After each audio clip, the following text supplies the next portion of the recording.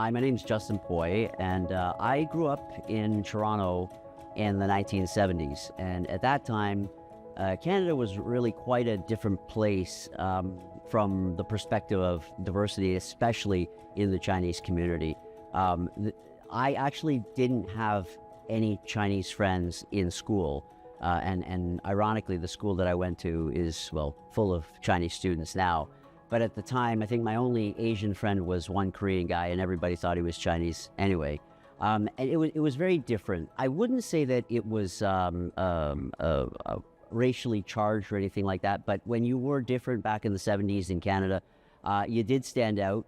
And as a child, I actually didn't even want to really be Chinese, to be honest. I wasn't very proud of it. My parents did their best to instill Chinese culture in us. We went to Chinese school.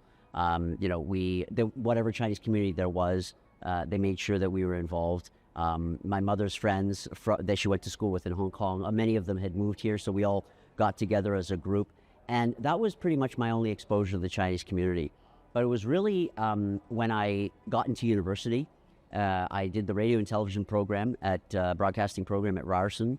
And it was at that time that my mother volunteered me to sit on a committee to help the Manshan Foundation. And that was my first real exposure to the Chinese community. And when that happened, something awakened inside me. I felt a huge sense of pride to be part of this community.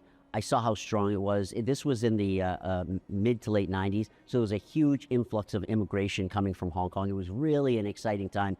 I don't know if that period of time will ever be duplicated, but it was at that time that after I graduated from university, that I decided that I wanted to be a part of that action. I wanted to be part of that bridge that helped the Chinese community integrate into Canada and also make its mark.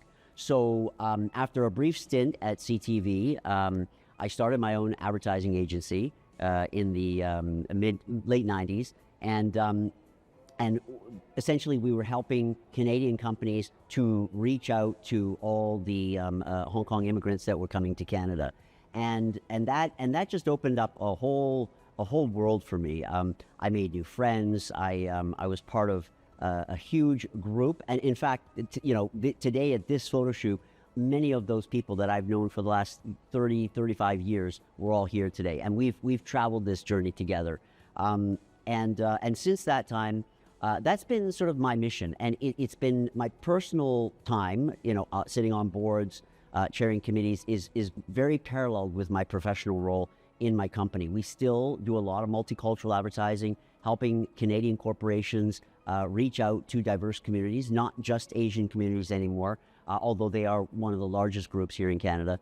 And I've sat on boards such as the Walrus magazine, which is a very Canadian magazine, the Toronto International Film Festival, SickKids Foundation, and really introduced those organizations to the Chinese community.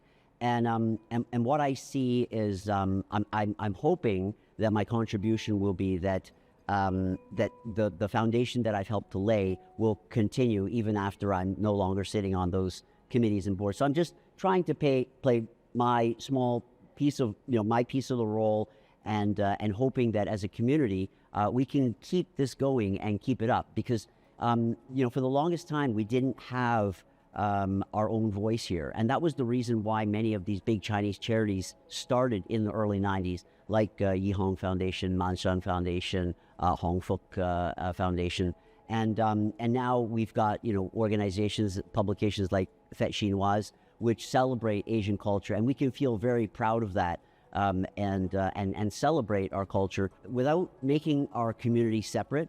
We're actually embracing and making us feel all part of Canada. Now, the only thing that I really wish is that I hope that the younger generation of Asian Canadians will also put in the time to explore the community and also contribute and continue some of the work that we've done, because there's been a lot of great work done in the Chinese community, especially in Canada, and I'm very, very proud to be part of it.